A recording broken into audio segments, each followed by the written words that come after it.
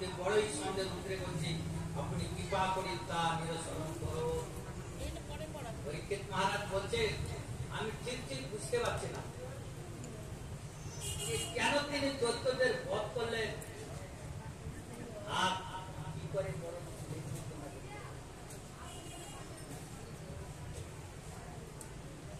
এই প্রশ্ন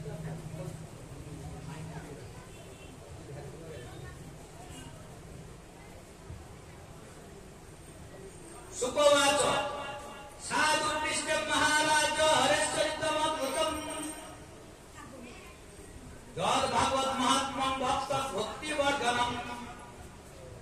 सुखदेव बोले, महाराज भगवाনের অদ্ভুত চরিত্র সম্বন্ধে তুমি বড়ই সুন্দর প্রশ্ন করেছ, কারণ এই প্রসঙ্গে প্রহ্লাদ ভক্তি মহিমা কৃতিতে পরিপূর্ণ যা শ্রবণে ভগবানের ভক্তি নিরন্তর বৃদ্ধি পায়। এই পরম পুণ্যময় প্রসঙ্গ নারদাদি মহাত্মাগণ গভীর ভক্তির সঙ্গে কীর্তন করেন। এখন আমি আমার পিতা কৃষ্ণদেবরায়ণ মুনিকে প্রণাম করে ভগবদ্গীতা বর্ণন করছি।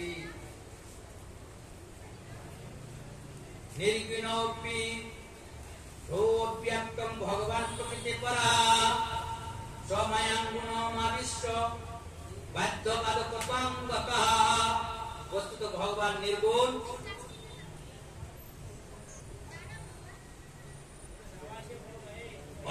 অব্যক্ত স্বরূপ, প্রকৃতির অতীত।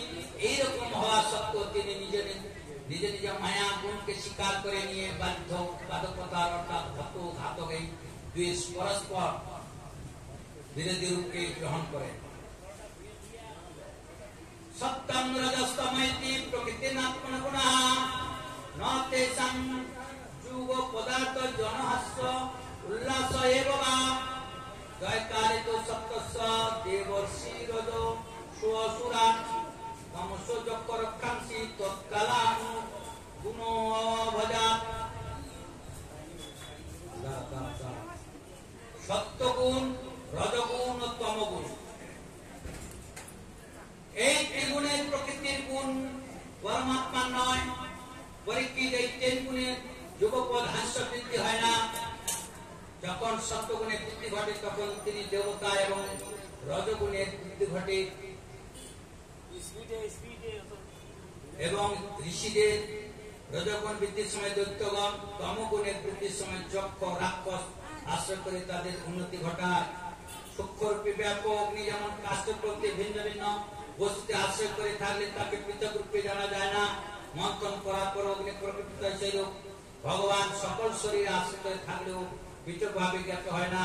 কিন্তু ভগবান পুরুষ হৃদয় মন্থন করে আপন হৃদয় পরমা ভগবান ভিন্ন আর বস্তুর অনুভব বা উপলব্ধির বর্জন করে শেষে আপন হৃদয় অন্তর্যামী তাকে প্রাপ্ত হয়। এবার এই এক ধার থেকে শ্লোক পড়ে বলতে গেলে অনেক সময় লাগে। সময় আমাদের হাতে কম, আর আধা ঘন্টা সময় আছে। এই আধা ঘন্টার মধ্যে এই পুরা কাহিনীটা আমাদের সময় কি প্রহ্লাদ উপাখ্যান। তো ভগবান তিনি একবার বীর রস আস্বাদন করার মন হয়েছে। বীর রস আস্বাদন করার ইচ্ছা হওয়ার পর তিনি সেই বৈকুণ্ঠেতে সনৎ, সনন্দন, সনত কুমার এই চতুর্থকে আকর্ষণ করে। সনৎ, সনন্দন, সনত কুমার তারা ছিলেন ভগবানের ব্রহ্মার মানস পুত্র। আর ব্রহ্ম ঋষি যোগী সবসময় ভগবানের অন্তরে দর্শন করে। হঠাৎ করে তাদের নাকেতে এসে লাগলো ভগবানের চরণে পুষ্প, তুলসী, চন্দনের গন্ধ। কিঞ্জলত্ব মিশ্র তুলসী, এই যে ভগবত চরণে পূজা দিতে হয় না, চন্দনটা তিন প্রকার। তিন প্রকার কি কি না? কাঠের চন্দন, মাটির চন্দন, ভস্মী চন্দন।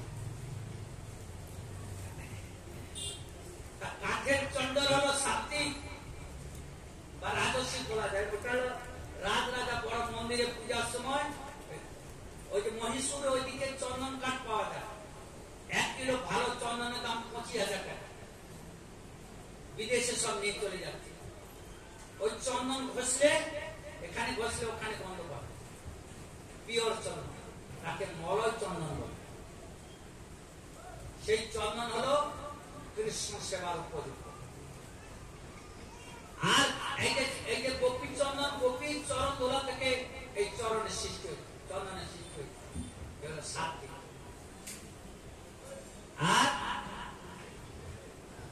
এই যে ছাই, চকের ছাই থেকে বা ওই যে চিতা ভস্মের ছাই, তামসিক।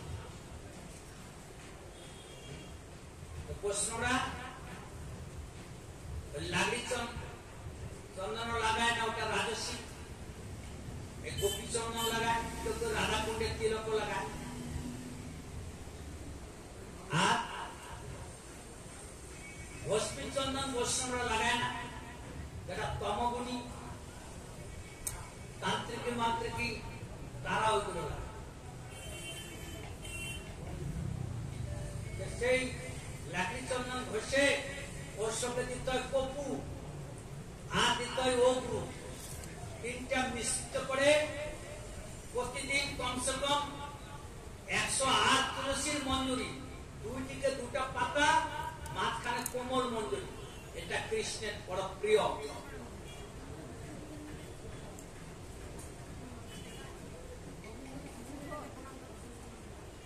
তো এগুলো তোমাদের অভ্যাস করে রাখছো জীবনে। এগুলো তো তোমাদের ভুল রাস্তায় চলছে। ওইদিকে প্রণাম করে ওইদিকে হলো, চরণটা কোন দিকে হলো?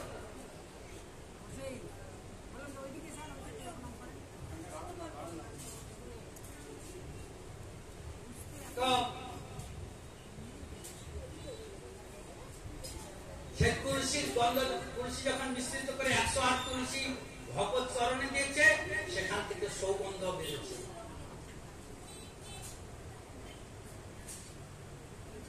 আর সে হাওয়ার মাধ্যমে সে সৌগন্ধ উঠতে উঠতে উঠতে উঠতে বয়ে চলছে। জয় বিজয় তারা ভ্রমণ করতেছিলেন সেই ভগবত মার্গে, তাদের নাকেতে এসে লাগছে ভগবানের প্রসাদ কোথা থেকে আসছে? এই যে ভগবানের যে ভোগ লাগানো হয়, ভোগ লাগানোর সময় শালীন তন্ডুলের অন্ন আর গাইয়া ঘি ওর মধ্যে দিয়ে তুলসীর মঞ্জুরি দিয়ে দিত। দেখবেন এই প্রসাদের কি মহিমা। শালীন তন্ডুল কাকে বলে? এই যে এখন শরৎকালের যে ধানটা হয় গোবিন্দ ভোগ, ঈশ্বরের দৃষ্টি পড়লে সেই ধানটা হয়, তাকে বলে শালীন তন্ডুল। মহারাজ আমরা তো সাধারণ কোথায় পাবো শালীন তন্ডুল? কিন্তু যেখানে এত হাজার হাজার টাকা খরচা হচ্ছে, সেখানে কি 5 মাস শালীন তন্ডুল জোগাড় করতে পারে না? এখানে তো অনুভব দেয় না ভাগবতকে। ওই বাতাসা কথা দিল, ঠাকুর খায় বাতাসাতে জল টল আর খাই নিয়ে যেখানে ভক্ত পাঠায় কমিটি যেত আর ভক্ত ভাগবত মানে সাক্ষাৎ ভগবান। একটা প্রতিদিন এখানে রাত দুপুর জানেন না, ওইরকম কথা চলে আসছে। 7 দিন ভাগবত শুনতে আসবে পরে, কিন্তু তারপরে প্রাণ ছেড়ে চলে যাবে, তারপরে ভগবান ধামে খাবে। ওই দিন ধান্দায় রীতিমতো এখানে নবদা ভক্তি দিয়ে এখানে পূজা অর্চা আদি ভোগ লাগবে, সবকিছু করবে।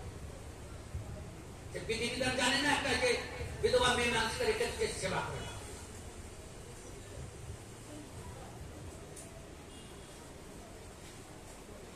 ও মন্দিরে পূজা করার জন্য ব্রাহ্মণ আসবে, ভাগবতকে পূজা করার জন্য বিধবা আসবে। এটাই নীতি।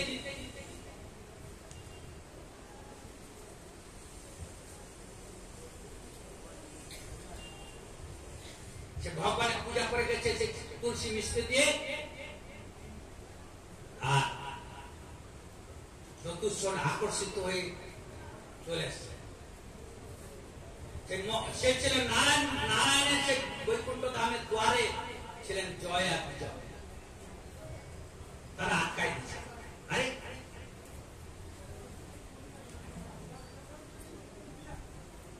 তোমরা ভালো রূপ, আবার পরনে কিছু নেই, শুধু লেগুটি করা, ভগবানের ধামে কি এরকমই যায় না? যাওয়া যাবে না, আটকাই দিচ্ছে।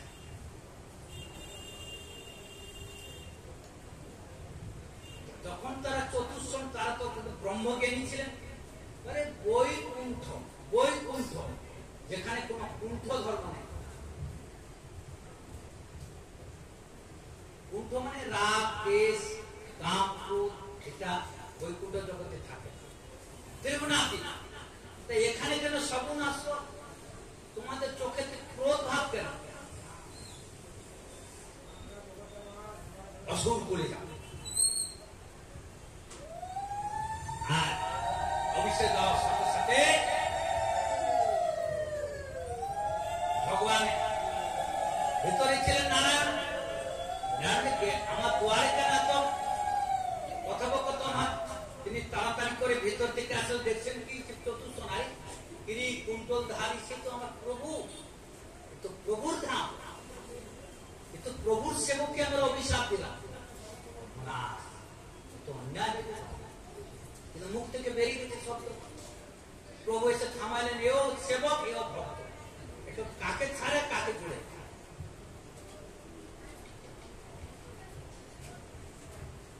তখন চতুর্শন বলছে তো অভিশাপ দেওয়া তো অন্যায় হয়ে গেল। আবার জয় বিজয় বলছেন, তাহলে আমার প্রভুর ভক্তকে আমি গেটে ঢুকতে দেওয়া বাধা তো আমার অন্যায় হয়ে গেল। এখন তো যাওয়ার তো হয়ে গেছে, এখন ভগবান এসে সামলাচ্ছে, কি হওয়া দরকার। চতুর্শনকে আদর করে বাবা তোমরা যাও, ভগবান প্রণাম করলেন, আশীর্বাদ দেন। এখন জয় বিজয় যে সেবক, সেবক বলছে, দেখো তোমরা তো অসুখ খুলে যেতে হবে, অভিশাপ পড়ে গেছে, তোমরা যদি মিত্র ভাবে আসো আমার সঙ্গে বৈকুণ্ঠে আসতে 7 জন লাগবে, আর যদি শত্রু রূপে আসো তাহলে 3 জন লাগবে।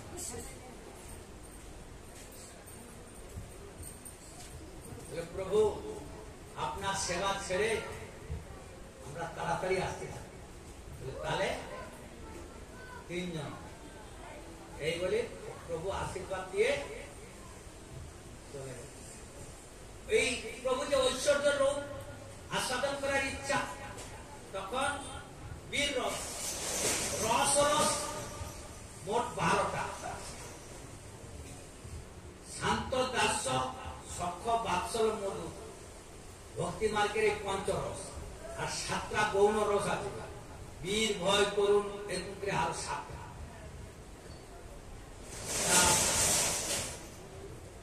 দেখেন না আমাদের যে গৃহকর্তা বাবুরা আছে, দোকানে বসে বসে বসে বসে অনেক সময় হাঁটু পাটা ব্যথা হয়, ওই যে মাঠের মধ্যে গিয়ে দৌড়াদৌড়ি করে, ক্রিকেট খেলে, ঝাপাঝাপি করে, মানে শরীরকে পীর করার। ভগবানও তিনি শঙ্কর চক্র দাঁড়াতে দাঁড়াতে যুদ্ধ টুদ্ধ করার ইচ্ছা, সে হলো বীর রস। তখন সেই জয় বিজয়ের আত্মা সে বৈকুণ্ঠ থেকে ছেড়ে দিয়েছে। এবার কেমন করে আমাদের মর্তভূমিতে আসলে এবার শুনে না।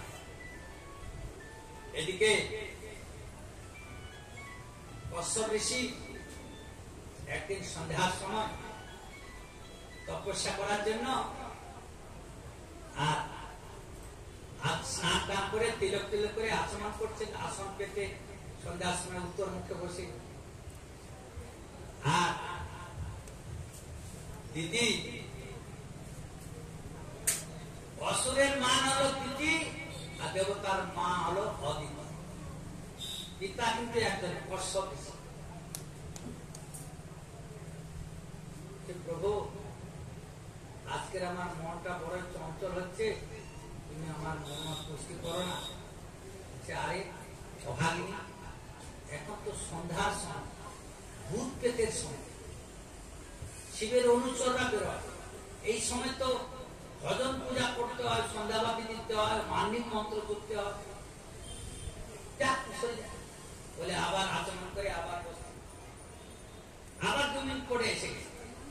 ও প্রভু, চলো না, স্ত্রী হলে স্বামীকে যে তুমি মানা, আরে দূর, এখন সন্ধ্যার সময় ভজন করতে দে। আবার চলে, আবার এসে ধ্যান ধরবে, এমন সময় তার বস্ত্রটা ধরে ভাগবত বলছে নির্লজ্জ ভাবে টেনে নিয়ে গেল।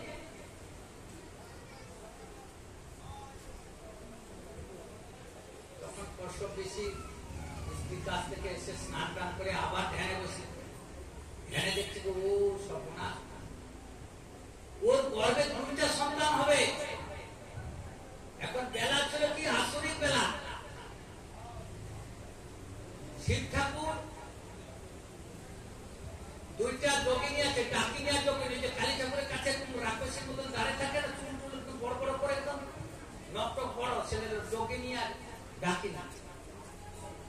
ওর অনুচর ভূত পেট পিশাচ বিভিন্ন রকম অপর দেবতা, সূর্য ডুবে যায়, সন্ধ্যা হয় না, ওই সময় বেরোয় অমঙ্গল দেবতা। সেই জন্য আমাদের বৈষ্ণব শাস্ত্রে, হিন্দু শাস্ত্রে আছে, সন্ধ্যার সময় ঘর দুয়ার ছড়া ঝাড়তে ঝাড় দিতে হয়, মায়েদেরকে অপবিত্র থাকতে না, চুল আদি বেঁধে রাখতে হয়, পবিত্র বস্ত্র পরতে হয়, আর চতুর্দিকে ধূনাবাতি দিতে হয়, কাশি ঘন্টা আওয়াজ দিতে হয়, শঙ্করধ্বনি উলুধ্বনি দিয়ে আঙিনাকে ঘরকে পবিত্র রাখতে হয়। সেই সময় 3টা জিনিস করতে নেই, খাবার খেতে নেই, ঘুমাইতে নেই, আর পুরুষ হলে স্ত্রী গমন করতে নেই, স্ত্রী হলে পুরুষ গমন করতে নেই। কিন্তু এই শাস্ত্রবিধি অমান্য করে ওই দিতি স্বামীকে টেনে নিয়ে, তারপর তার দশা কি হলো, কশ্যপ ঋষি দেখছে তার পেটের মধ্যে 2টা অসুর সন্তান, 2টা সন্তান হবে, 2টা ভয়ঙ্কর অসুর হবে। আর ওটাও সেই তাদের উপর থেকে অভিশাপ আছে, অসুর করে যাও। ওই ঋষিকে কেন্দ্র করে, তারাও তো ভক্ত ছিল, ঋষিকে কেন্দ্র করে আসে, মানে বলে না, আরে এরা তো বৈরাগী হয়েছে, এর বেটাটা এত দুষ্ট কেন রে, ওর বাপ তো খুব ভালো ছিল। তার মনে শুনে রাখো, এখনকার ভাইরা বা মায়েরা সন্তান জন্মের টাইম নক্ষত্রাদি ঠিক মতো না দেখে সন্তান জন্ম দিলে এই সন্তানের খারাপ হয়, দুষ্ট হবে, নাহলে অত্যাচারী করবে, নাহলে চোর হবে, নাহলে মধুয়ার হবে। এই জন্য শাস্ত্রেতে ঋষি মুনির কথা শুনতে হয়, ব্রাহ্মণের কথা শুনতে হয়। ওই পুঞ্জিকার মধ্যে দেওয়া আছে টাইম শো, শুনে রাখুন, সেগুলো জানেন নাকি জানে না। পঞ্জিকার মধ্যে বিবাহ তিথি দেওয়া থাকে, গাত্র হরিদ্রা দেওয়া থাকে, পুংসবন দেওয়া থাকে, আর গর্ভাধান বলে একটা সময় দেওয়া থাকে। গর্ভাধান হলো মানে স্ত্রী গর্ভেতে পুত্র দান, সময় দিন দেওয়া থাকে, অমাবস্যা রাত্রি না শুক্ল পক্ষ না কৃষ্ণ পক্ষ, কাল বেলা না বার বেলা, এই সমস্ত দেওয়া থাকে। এখনকার মাগুলো জানে না। তার আগে কি করতে হয়, শুদ্ধভাবে স্নান করে দেবতার পূজা দিতে হয়, পিতৃলোকের পূজা দিতে হয়, স্বামীকে সেদিন ভক্তি করতে হয়, স্বামীকে আরতি করতে হয়, প্রতি আজকে তুমি শুদ্ধভাবে পিতামাতার নাম নাও, ঠাকুরের প্রসাদ খেয়ে আসো, মন্দিরকে চরণামিত খেয়ে আসো, বউকে পূজা দিয়ে আসো, আজকে আমার তিথি আছে, স্নান করেছি আমি, ঋতু স্নান, আমাকে পুত্র দান করতে হবে। এই সমস্ত বিধি জানে, বিধান জানে। এই ধরিতে বুকে আমাদের আছে ঋষি মুনি মহাপুরুষ মহাভক্তিমতী মায়েরা এসছেন। আর এই ভাগভূমিতে আজকে ভূত পেট পিশাচ চোর বদমাশ মদুয়ারু ডাকাতুরি কেন হচ্ছে? সুসন্তান জন্ম দিতে পারছে না। তার মূলে সদ্গুণ শিক্ষা লাভ করছে না, সৎ ব্রাহ্মণের উপদেশ শুনছে না।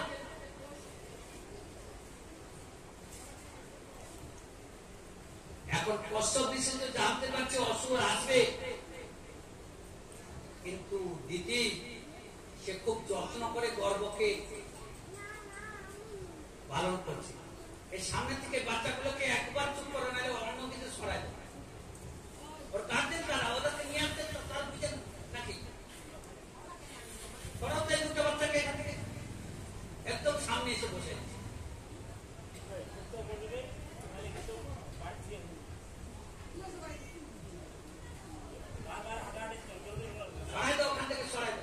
একটাকে সরাবো, একটাকে সরাবো, দুইটা একটাকে ছেলেটাকে সরাবো, মেয়েটা শান্ত হবে, ছেলেটাকে সরাবো।